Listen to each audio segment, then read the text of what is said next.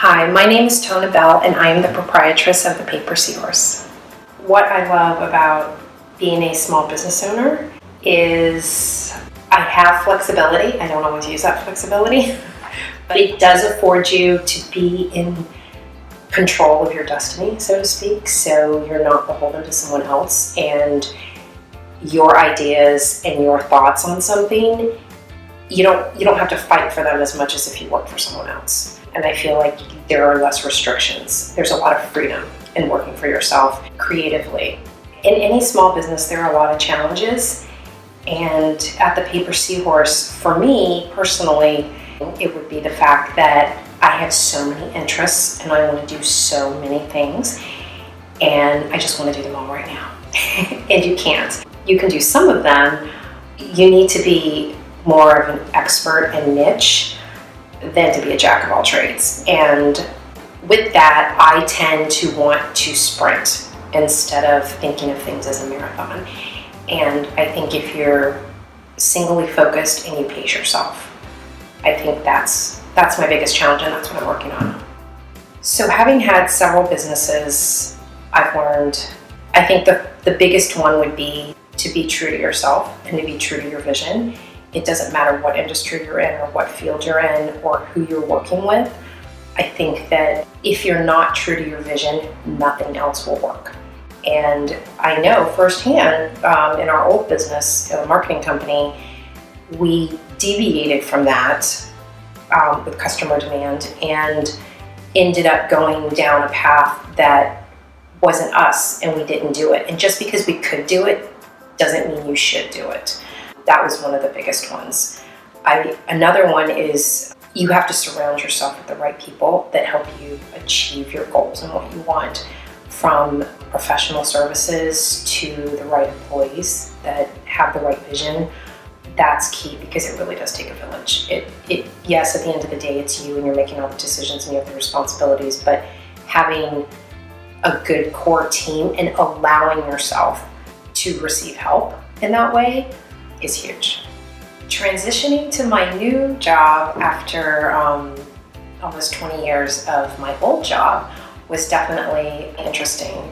It was scary because when you do anything for so long, to do something new is scary. It was interesting because I learned a lot about myself in terms of it wasn't necessarily the stressors of that job, and granted there was, for all kinds of reasons and all kinds of ways, but I learned a lot about myself in the fact that a lot of stress that I had, I created myself, and it was in my own head, because stress doesn't really exist anyway. It's all in your head. But it translated into the new business, and it made me realize that I was doing that so that I could address that and be aware of it. And that was one of the coolest things that happened. I have to say that since I started, it's been one thing, and it's just been gratitude, and it's been being really grateful, because I was grateful for the opportunity. I was grateful to get my health back. I was grateful I was still in a creative field, but even more creative, where I'm in control of that and can be creative in so many ways. And I don't know that everybody follows their heart enough to allow that to happen. And I'm grateful that I got sick. I'm just grateful that all that stuff happened in that journey to allow me to get to where I am now. And I have been doing this maybe 2.5 years, and I had a lot of fear of success, fear of failure. And one of the things I'm the most grateful for is that I've been able to release a lot of that fear. How can you incorporate flow in your life more and be more creative? I think you have to first stop and be still. You have to listen to that little voice inside and listen to what is it that brings you a lot of joy and makes you really happy. And I think starting with that and doing more of that, whether it's cooking, whether it's sewing, whether it's crafting, whether it's writing, whether it's reading, those are all single focused tasks. And the more you can incorporate that in your life, I think the happier you're going to be. We're inundated with things pulling us, and hey, look at me, your phone, the TV, the computer.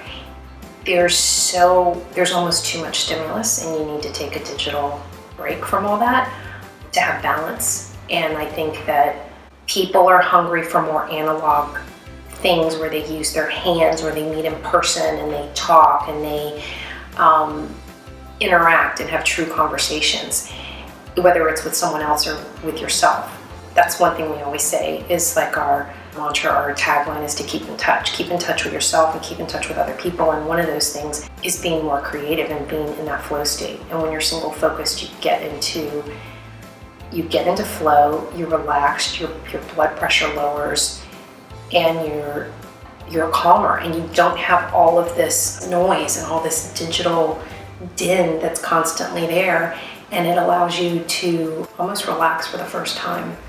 I think creativity is extremely important for women and for small business owners, simply because you have to be creative in so many ways. You have to be creative with your brand, you have to be creative with your marketing, and necessity is the mother of invention. And I feel that when you're a startup, you may not have the funds, you may not have the skills to do certain things, and you have to be really creative in your thinking, and that's really key to solving problems and how you're going to get things done.